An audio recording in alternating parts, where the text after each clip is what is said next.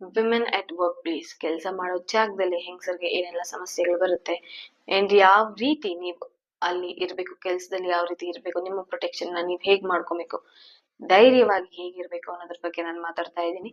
ಎಲ್ಲರಿಗೂ ನಮಸ್ಕಾರ. ಎಲ್ಲರೂ ಚೆನ್ನಾಗಿದ್ದೀರಾ ಅಂತ ನಾನು ಭಾವಿಸ್ತಾ ಇದ್ದೀನಿ. ಯಾರೆಲ್ಲ ನನ್ನ ಚಾನಲ್ ಸಬ್ಸ್ಕ್ರೈಬ್ ಆಗಿಲ್ವೋ ಪ್ಲೀಸ್ ಸಬ್ಸ್ಕ್ರೈಬ್ ಆಗಿ, ಲೈಕ್ ಮಾಡಿ, ಕಮೆಂಟ್ ಮಾಡಿ ಅಂಡ್ ಆಲ್ಸೋ ಶೇರ್ ಮಾಡಿ. ಹೆಂಗಸರು ವರ್ಕ್ ಪ್ಲೇಸ್ ಅಲ್ಲಿ ಯಾವ ತರ ಇರ್ಬೇಕು, ಏನೆಲ್ಲ ಚಾಲೆಂಜಸ್ ಬರುತ್ತೆ, ಏನೆಲ್ಲ ಆಗುತ್ತೆ ಅನ್ನೋದು ಹೆಂಗಸರಿಗೆ ಗೊತ್ತಿರುತ್ತೆ. ಬಟ್ ನಾನ್ ಇವತ್ತು ಅದ್ರ ಬಗ್ಗೆ ಎಲ್ಲ ಮಾತಾಡೋದಕ್ಕೆ ಹೋಗಲ್ಲ, ನೆಗೆಟಿವ್ಸ್ ಬಗ್ಗೆ ಮಾತಾಡೋದಕ್ಕೆ ಹೋಗಲ್ಲ. ನೀವ್ ಹೇಗಿರ್ಬೇಕು ಆ ಕೆಲ್ಸದಲ್ಲಿ, ಯಾವ ರೀತಿ ನಿಮ್ಮ ಪರ್ಸನಾಲಿಟಿ ಇರ್ಬೇಕು ಅಂತ 3 ಟಿಪ್ಸ್ ನಾನು ಇವತ್ತು ಕೊಡ್ತಾ ಇದ್ದೀನಿ.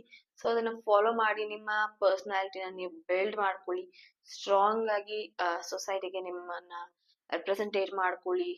ಸೊ ಯಾವಾಗ್ಲೂ ಸ್ಟ್ರಾಂಗ್ ಆಗಿದ್ರೆ ಯಾರು ನಿಮ್ಮನ್ನ ಹರ್ಟ್ ಮಾಡೋದಕ್ಕೆ ಬರಲ್ಲ, ಅಥವಾ ನಿಮ್ಮ ಅಸ್ತಿತ್ವನ ಕದಲ್ಸೋಕೆ ಬರೋದಿಲ್ಲ. ಫಸ್ಟ್ ಪಾಯಿಂಟ್ ಏನಂದ್ರೆ, ನೆವರ್ ಡಿಗ್ರೇಡ್ ಯೋರ್ ಸೆಲ್ಫ್. ಅಂದ್ರೆ ನಿಮ್ಮ ತಲೆಯಲ್ಲಿ ನೀವು ಹೇಳ್ಕೊಂತಾ ಇರ್ತೀರಾ, ನಾನು ಅವ್ರಿಗೆ ಈಕ್ವಲ್ ಆಗಿಲ್ಲ, ಅಥವಾ ಅವ್ರಿಗಿಂತ ಕಮ್ಮಿ ಟ್ಯಾಲೆಂಟ್ ಇದೀನಿ, ಅವ್ರಿಗಿಂತ ಕಮ್ಮಿ ಇದೆ ನನ್ನ ಹತ್ರ, ಎಲ್ಲಾದ್ರಲ್ಲೂ ನಾನು ಏನು ಕಲ್ತಿಲ್ಲ, ನಾನೇನು ಮಾಡಕ್ ಆಗ್ತಿಲ್ಲ ಅಂತ ನಿಮ್ಮನ್ನ ನೀವೇ ಕೆಳಗೆ ನೋಡ್ಕೊಂತಾ ಇರೋದು, ಅಥವಾ ಡಿಗ್ರೇಡ್ ಮಾಡ್ಕೊಂತಾ ಇರೋದು, ಡಿಮೋಟಿವೇಟ್ ಮಾಡ್ಕೊಂತಾ ಇರೋದು. ಸೊ ನೀವ್ ಯಾವಾಗ್ಲೂ ಏನ್ ಯೋಚನೆ ಮಾಡ್ತೀರಾ, ವರ್ಕ್ ಪ್ಲೇಸ್ ಅಲ್ಲಿ ಪ್ರಾಬ್ಲಮ್ ಬರುತ್ತೇನೋ, ಜೆಂಡರ್ ಈಕ್ವಾಲಿಟಿ. ಸೊ ಯಾವಾಗ್ಲೂ ನೀವು ಬೇರೆಯೊಬ್ಬರಿಗಿಂತ ಕಮ್ಮಿ ಇದೀನಿ ಅಂತ ಅನ್ಕೊಂತೀರ, ಅಥವಾ ಬೇರೆಯೊಬ್ರು ನನ್ಗಿಂತ ಜಾಸ್ತಿ ಇದಾರೆ ಅಂತ ತಿಳ್ಕೊಂತಾ ಇರ್ತೀರಾ. ಮೆನ್ಗೆ ಯಾವತ್ತೂ ಕಂಪೇರ್ ಮಾಡ್ಕೊಂಡು ಹೋಗ್ಬಾರ್ದು. ನೀವ್ ಕಂಪೇರ್ ಮಾಡ್ತಾ ಇದ್ರೆ, ಅಥವಾ ನೀವು ಮೆನ್ಗೆ ಈಕ್ವಲ್ ಅಂತ ಯಾವಾಗ್ಲೂ ನಿಮ್ ತಲೆ ಓಡಿಸ್ತಾ ಇದ್ರೆ, ಅವ್ರು ನಮ್ಗಿಂತ ಜಾಸ್ತಿ ಇದಾರೆ ಅಂತ ಓಡಿಸ್ತಾ ಇದ್ರೆ, ನಿಮ್ಗೆ ಏನಾಗುತ್ತೆ ಎಫೆಕ್ಟ್ ಅಂದ್ರೆ, ನಿಮ್ಮ ತಲೆಯಲ್ಲಿ ನೀವು ಅವ್ರಿಗಿಂತ ಜಾಸ್ತಿ ಅಂತ ಯೋಚನೆ ಮಾಡ್ತೀರಾ. ಪ್ರತಿ ಸತಿ ಆ ಥಾಟ್ ಬಂದಾಗ್ಲೂ ನಿಮ್ಗೆ ಅನ್ಸುತ್ತೆ, ನಾನು ಅವ್ರಿಗಿಂತ ಕಮ್ಮಿನೇ ಇದೀನಿ ಅಂತ. ಸೊ ಯಾವತ್ತು ಯಾರು ಕಂಪೇರ್ ಮಾಡ್ಕೊಳಕ್ ಹೋಗ್ಬೇಡಿ, ವಿಮೆನ್ಗೆ ಆಗಿರ್ಲಿ, ಮೆನ್ಗೆ ಆಗಿರ್ಲಿ. ಸೊ ಎಲ್ಲಾ ಹೆಂಗಸರು ಮಾಡೋ ತಪ್ಪೇನಂದ್ರೆ, ನಾನು ಈಕ್ವಲ್ ಆಗಿದ್ದೀನಿ ಮೆನ್ಗೆ, ಅಥವಾ ನಾನು ಅವ್ರಿಗಿಂತ ಜಾಸ್ತಿ ಇರ್ಬೇಕಂತ. ಹೈಟ್ಸ್ ನ ನೀವೇ ಸೆಟ್ ಮಾಡ್ಬೇಕು. ನೀವು ಸೆಟ್ ಮಾಡಿದಾಗ ಏನಾಗುತ್ತೆ, ಅದನ್ನ ರೀಚ್ ಮಾಡಕ್ ನೋಡ್ತೀರಾ. ಅಕ್ಕಪಕ್ಕ ನಿಮ್ ತಲೆಯಲ್ಲಿ ಯಾರು ಇರಬಾರ್ದು. ಅಂದ್ರೆ ನೀವು ಒಂದ್ ರೋಡಲ್ಲಿ ನಿಂತಾಗ ಆ ರೋಡಲ್ಲಿ ಬರೀ ನೀವ್ ಇರ್ಬೇಕು. ಅವರು ಬೇರೆಯೊಬ್ರು ಬೇರೆ ಬೇರೆ ಒಬ್ಬರನ್ನೆಲ್ಲ ನೀವು ನಿಲ್ಸ್ಕೊಂತಾನೆ ಇದ್ರೆ ಏನಾಗುತ್ತೆ, ಆ ಕಡೆ ಈ ಕಡೆ ನೋಡಕ್ ಸ್ಟಾರ್ಟ್ ಮಾಡ್ತೀರಾ. ಸೊ ನಿಮ್ಮ ಗೋಲ್ಸ್ ಕಡೆ ನೀವು ಫೋಕಸ್ ಮಾಡೋದು ಕಮ್ಮಿ ಆಗುತ್ತೆ. ನಿಮ್ಮ ಹೈಟ್ಸ್ ಸೆಟ್ ಮಾಡಿದಾಗ ನೀವ್ ಅದ್ರ ಮೇಲೆ ಕಾನ್ಸಂಟ್ರೇಟ್ ಮಾಡ್ತಾ ಹೋಗ್ತಾ ಇರ್ತೀರಾ. ಸೊ ನೀವ್ ಜಾಸ್ತಿ ನಾನು ಅವ್ರಿಗೆ ಈಕ್ವಲ್ ಆಗಿರ್ಬೇಕು, ಅಥವಾ ಅವ್ರಿಗಿಂತ ಮುಂದೆ ಇರ್ಬೇಕು ಅಂತ ಯಾವತ್ತೂ ಯೋಚನೆ ಮಾಡಬಾರ್ದು. ಸೊ ನೀವ್ ಯಾವಾಗ್ಲೂ ನಿಮ್ಮ ಮೇಲ್ ಮಾತ್ರ ನೀವು ಕಾನ್ಸಂಟ್ರೇಟ್ ಮಾಡ್ಬೇಕು, ನಿಮ್ಮ ಪರ್ಸನಾಲಿಟಿ ಮೇಲೆ ಮಾತ್ರ ನೀವು ಫೋಕಸ್ ಮಾಡ್ಬೇಕು. ಮೆನ್ಗೆ ಈಕ್ವಲ್ ಆಗಿರ್ಬೇಕು, ಅಥವಾ ಮೆನ್ಗಿಂತ ಜಾಸ್ತಿ ಇರ್ಬೇಕು, ಅಥವಾ ಆ ವಿಮೆನ್ ಎಕ್ಸ್ಪೀರಿಯನ್ಸ್ ಗಿಂತ ಇರೋ ವಿಮೆನ್ಸ್ ಗಿಂತ ಜಾಸ್ತಿ ಇರ್ಬೇಕು ಅಂತ ಕಂಪೇರ್ ಮಾಡ್ಕೊಳೋದಕ್ಕೆ ಹೋಗ್ಬಾರ್ದು.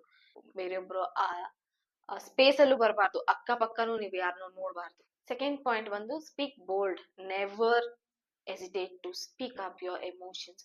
ಸೊ ಈಗ ವಿಮೆನ್ಸ್ ಏನಂದ್ರೆ, ಏನಾದ್ರು ಹೇಳಕ್ ಬಂದಾಗ ಸಪ್ರೆಸ್ ಮಾಡಿರ್ತಾರೆ ಮನೇಲಿ, ಅಥವಾ ಸೊಸೈಟಿ ಸಪ್ರೆಸ್ ಮಾಡಿರುತ್ತೆ, ಆತರ ಎಲ್ಲ ಮಾತಾಡ್ಬಾರ್ದು, ಈ ತರ ಎಲ್ಲ ಮಾತಾಡ್ಬಾರ್ದು ಅಂತ.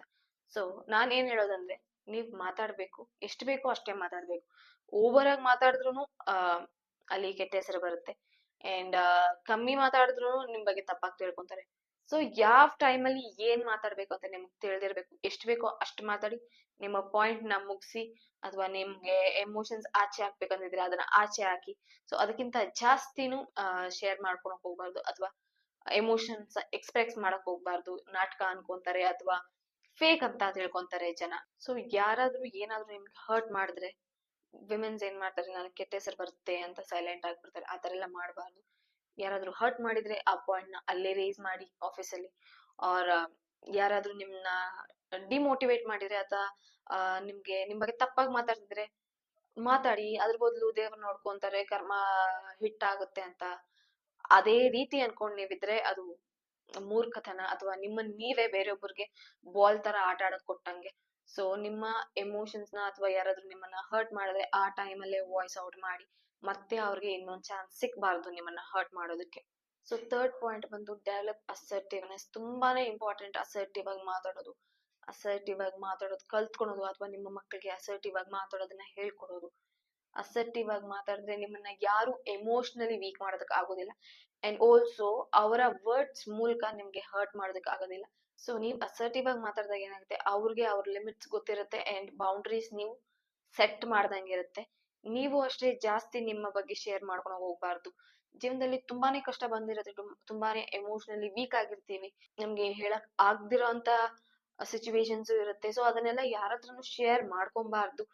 ಸೊ ಶೇರ್ ಮಾಡ್ಕೊಂಡಾಗ ಏನಾಗುತ್ತೆ, ಅವ್ರು ಯಾವಾಗಾದ್ರೂ ಯೂಸ್ ಮಾಡ್ಕೊಬಹುದು ಅಥವಾ ಅವ್ರಿಗೆ ನಿಮ್ ಮೇಲೆ ಏನಾದ್ರೂ ಒಂದು ಅಭಿಪ್ರಾಯ ಬರ್ಬೋದು. ಸೊ ಯಾರ ಹತ್ರನು ಜಾಸ್ತಿ ಎಮೋಷನ್ಸ್ ಶೇರ್ ಮಾಡ್ಕೊಳಕ್ ಹೋಗ್ಬಿಡಿ.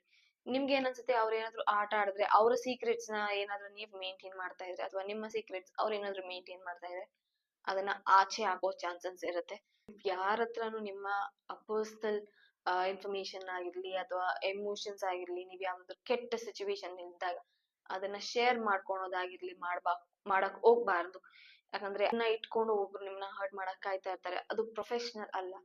ಪರ್ಸನಲ್ ಸ್ಪೇಸ್, ಪರ್ಸನಲ್ ಪೀಪಲ್ ಇರ್ತಾರೆ, ಅವ್ರ ಹತ್ರ ನೀವು ಶೇರ್ ಮಾಡ್ಕೊಬಹುದು.